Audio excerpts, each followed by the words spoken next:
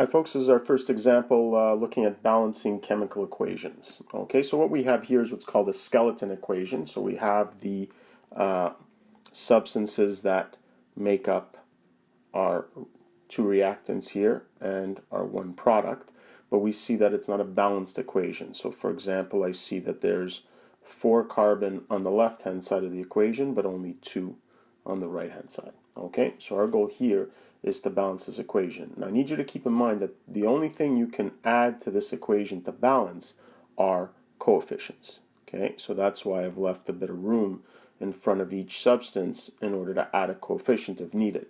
Okay, if you try to change one of the subscripts, let's say you try to add a 2 there, well, what you've done is you've created a new substance. H2O2 is not the same as H2O. Okay, and we're not allowed to change the reactants or the products because they have their own characteristics, their own properties. Okay, but what we can do is change these coefficients because that just tells you how many of these molecules you've got. Okay, so let's go ahead and start.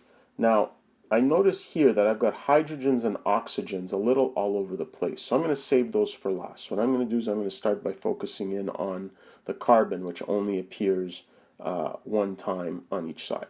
Okay, now because the numbers are a little larger here, instead of keeping track of everything in my head, I'm going to make a chart instead. Okay, so let's make a chart to help keep track of all our atoms. So here we've got, we'll call the left hand side our reactants and the right hand side our products.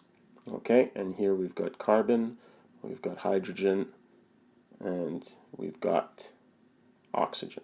Okay, so we said we were going to start with carbon because it only appears once on either side. Okay, so I see here that on the left hand side I have a total of 4 carbon, but on the right hand side I have a total of 2.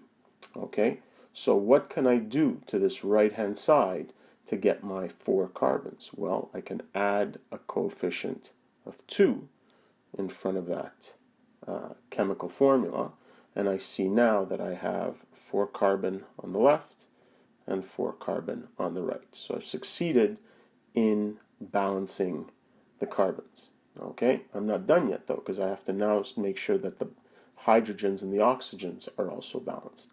Okay, so let's see what we have now. So on the left hand side, well, we've got our 6 hydrogen here, we've got our 2 hydrogen there, so we have 8 in all.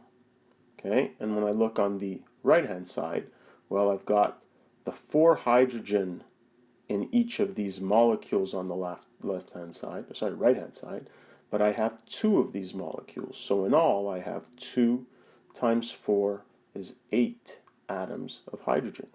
So in the end, the hydrogen atoms are already balanced. So good. Now if we're lucky and the oxygens are also balanced, we won't have to do anything else to this chemical equation. So let's see what we have. Well, we've got our 3 oxygens from that one molecule. We have our 1 oxygen from that molecule, so we have 4 in all on the left.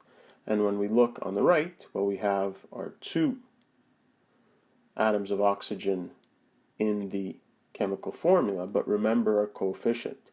We have 2 of these molecules, so in all, I have 4 on the left, 3 and 1, and 4 on the right, 2 times 2, 4. So in the end, this looked a lot more complicated than it was. Okay, we only had to add 1 coefficient. So our balanced equation now would be C4H6O3 plus 1 molecule of H2O produces 2 molecules of C2H4O2. Okay, so that's it for our first example.